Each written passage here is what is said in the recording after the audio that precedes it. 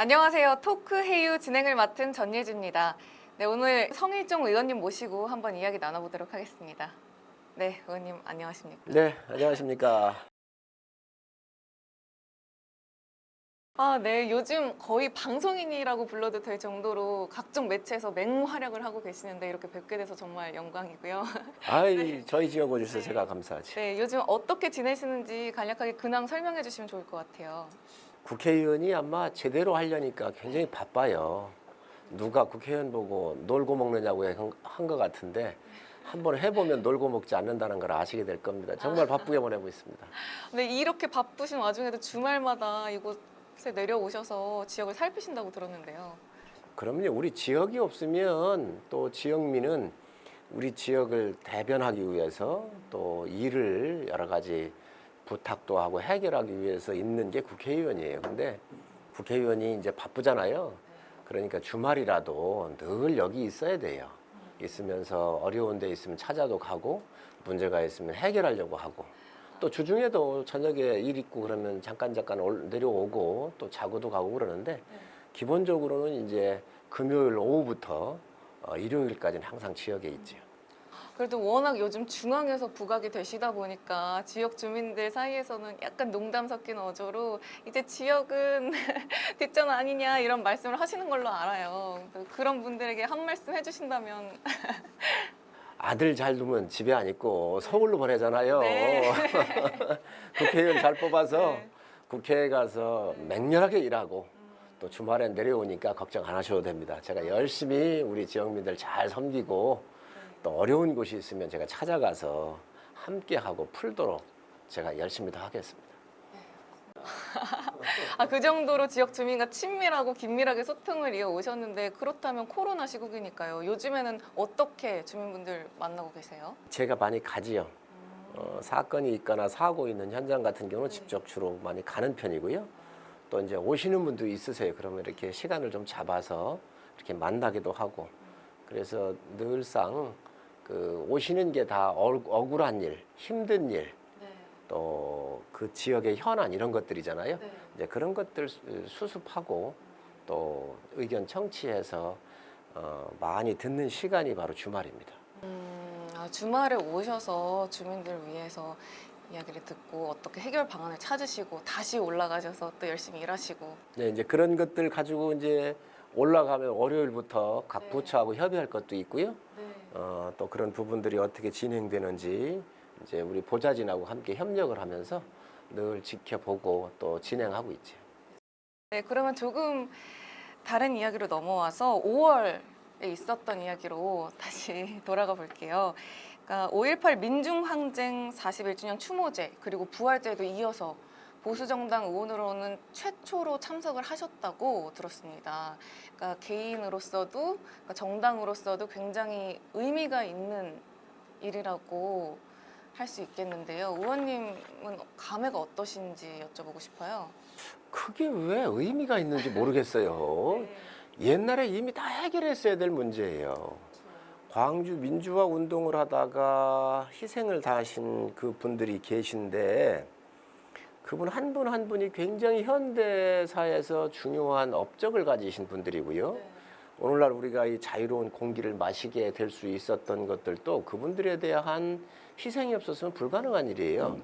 신군부가 들어서나 가지고 민주화 운동하는 사람을 다 탄압했지 않습니까? 자유와 민주주의를 수호하기 위해서 희생하신 분들이거든요. 그런 것들이 지금까지 왜 그렇게 제대로 못 풀었는지 저는 오히려 의아해요. 그래서 광주 민주화 운동에 대한 보상법, 그 민주 열사 묘지 국립묘지예요. 국가가 조성한 거잖아요. 또 운동 보상법 같은 이런 여러 가지 것들을 다 김영삼 대통령 때 하신 거예요. 지금으로 따지면 우파가 다 한 거예요. 다 해드렸어요. 그런데 이제 그 소소한 일들이 그 지속적으로 진행이 안 됐던 거지요. 그래서 저는 그거 굉장히 가슴 아프게 생각을 하고 이번 일 풀면서 국회의원으로서 해야 되는 당연한 일 아닌가요? 그래서 저는 오히려 이번에 갔는데 보수 정당의 처음이었다 뭐 이런 얘기를 하는데 좀 또 오히려 의아했어요. 국회의원으로서 해야 될 당연한 시대적인 일을 하는 건데 그걸 왜 그렇게 특별한 시각으로 볼까? 저는 그렇게 보지를 않아요. 그냥 누군가는 했어야 될 일을 좀 더 가슴을 열고 따뜻하게 우리가 그 문제를 해결하려고 했어야 된다. 거기에 일을 보면 우선 지금 사단법인 형태로 해서 광주 민주화 운동하던 단체가 3개 단체가 있거든요. 이게 사단법인이에요. 그래서 광주시에서 돈을 보조금을 받아가지고 이렇게 행사를 하고 그랬거든요. 그런데 지금 현재 월남 참전, 6.25 참전 이런 데는 다 국가보훈처에서 중앙부처가 지원하는 격상된 보훈단체잖아요. 광복회도 그렇고요. 그래서 이 단체를 격상을 시켜달라. 그래서 보훈처에서 좀 관리하게 해달라는 거잖아요. 그거 뭐 어려운 일이 아니잖아요. 당연히 해야 한다고 생각을 해요. 두 번째, 보훈단체, 보훈처에서 이렇게 격상을 해가지고 중앙 정부의 단체가 되면은 회원이 제한되게 돼 있어요.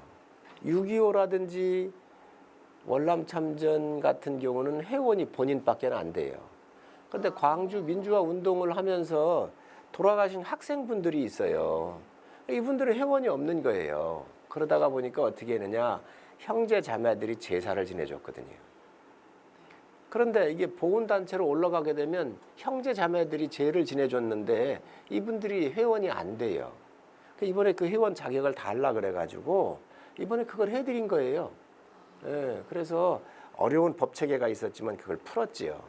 그리고 이거 푸는데 41년이 걸렸잖아요. 부끄러운 일입니다. 그래서 왜 모든 일을 내가 당했다라고 하는 역지사지적 관점에서 바라보면 문제가 풀릴 수 있다. 그래서 이번에 이제 그걸 다 풀어드렸더니 고마워하시는데 고마워하실 거 없습니다. 당연한 거기 때문에.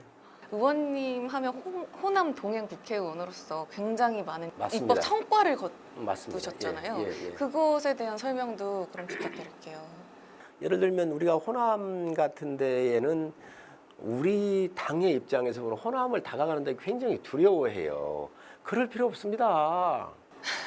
맞더라도 가야 돼요. 욕을 먹더라도 가야 되고 그렇잖아요.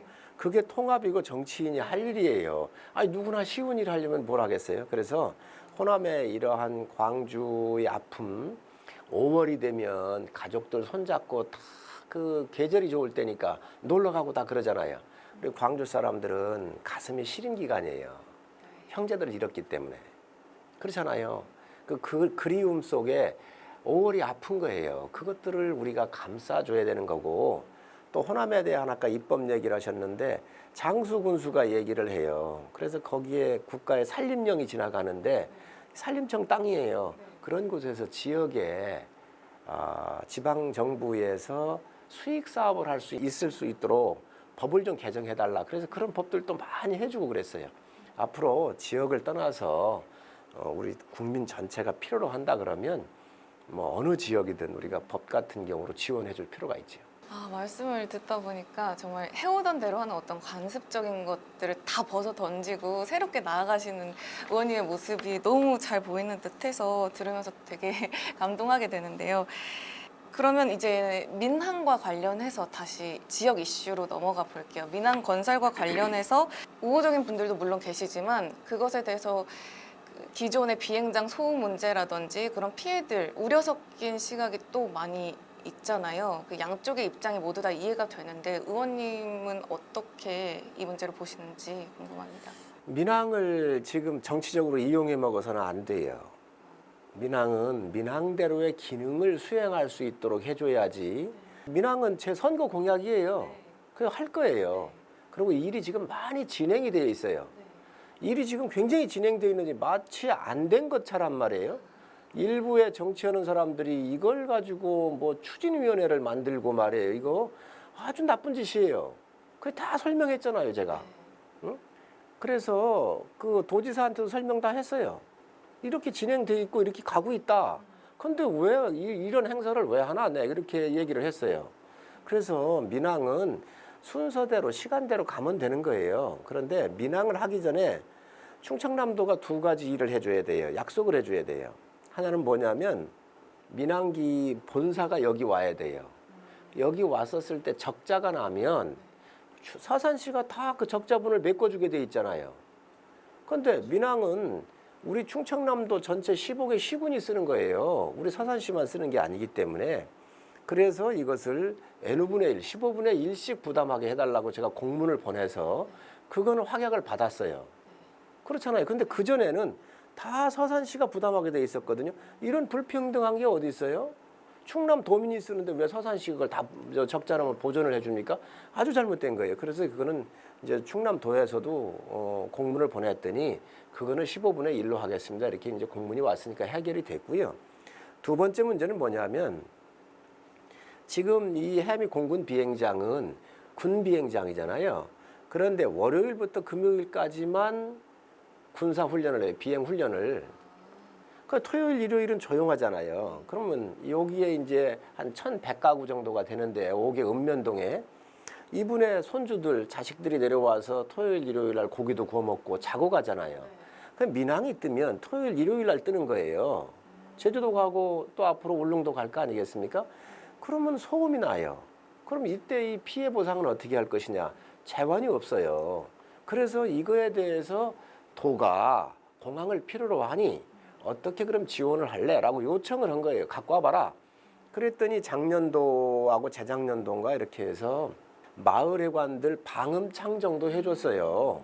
5개 읍면동에 더 지원을 해달라고 하는 게 국회의원으로서는 당연히 요구해야 되는 거예요. 이런 요구사항을 받아들이지 않으면 우리가 협상을 해야지요. 그냥 덜커덕 민항 여러만 주면 되겠어요? 그래서 이것을 도하고 협상을 해야 된다. 그래서 이거를 좀 이제 요청을 했더니 이제 마을 회관에 방음창 정도를 했는데 앞으로 좀 더 끌어내야지요. 그럼 우리가 우리 지역에 비행기를 뜨게 하는 것도 좋지만 떴었을 때의 부정적인 문제에 대한 대책도 가져야 된다. 이게 이제 중요한 것이고, 근데 이제 상황 변화가 됐어요. 어떤 상황 변화가 왔냐면 홍콩에 국제 기구가 한 군데가 있어요. 그 기구가 우리 해미로 올 가능성이 있어요. 이 국제 기구 하나를 유치하려면 굉장히 어렵거든요. 그런데 이 국제 기구가 해미가 오게 되면 인근에 공항이 있는 게 좋아요. 그렇기 때문에 제가 기획예산처에 안차관하고도 협의를 했고요. 국토부하고 협의를 해서 6차 이 공항 기본 계획에 들어가는 거로 이렇게 이야기가 됐고, 기획예산처 차관한테도 얘기를 해놔서 긍정적으로 검토한다 그랬어요. 그래서 이런 것들을 다 알고 있어요. 다 진행하고 있는데 마치 말해 이거 자기들이 하는 것처럼 정치적으로 이용을 해먹으면서 선거에 이용해 먹으면서 무슨 세미나 하고 자꾸 이런 걸 하고 있어요. 참 그런 거지 말라는 거예요. 어차피 모든 예산은 중앙부처의 예산과 사업에 되는 것은 해당 지역에 있는 국회의원만이 할 수 있습니다. 다른 사람이 못해요. 그게 법으로 그래. 입법권과 예산권은 국회의원한테 주어져 있는 고유한 권리예요. 알아서 다 할 건데 마치 그거를 말해요. 자꾸 선동하고 그러는데 우리 주민들 속지 않으셨으면 좋겠어요.